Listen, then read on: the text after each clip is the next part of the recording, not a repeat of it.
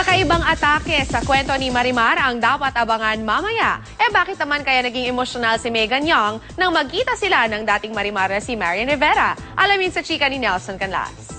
Binibigay ko sa'yo ang taus-puso kong pagbati sa'yo. Naging emosyonal si Megan Young nang mag-guest siya kahapon sa Sunday Pinasaya. Binati kasi siya ni Marian Rivera sa kanyang pagganap bilang bagong Marimar.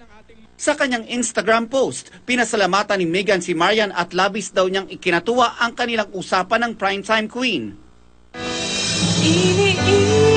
Ayon kina Megan at Tom Rodriguez, inspirasyon daw nila ang mga dating gumanap sa Marimar, lalo na sina Marian Rivera at Dingdong Dantes.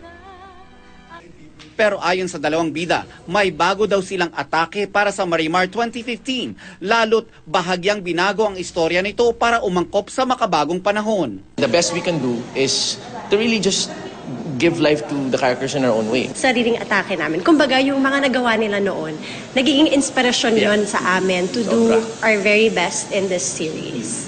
Matindi raw ang paghahanda ni na Megan at Tom mula sa hubog ng kanilang katawan at sa pag-arte. Meron tayo mga inspirasyon sa buhay. Yun ang ginagamit namin.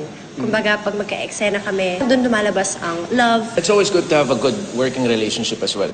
Para kay Megan, kahit pa siya ang kauna-unahang Pinay na kinoronahan ng Miss World, ang pagganap bilang Marimar ay isa sa pinakamatinding challenge bilang artista. Yung pagiging Miss World, ibang mundo po yun eh. Mundo po yun ng pageantry. This is a whole different world. The entertainment industry is different. I have a lot to prove. Magsisimula na ang Marimar mamaya pagkatapos ng 24 oras. Nelson Canlas, updated sa Showbiz Happenings.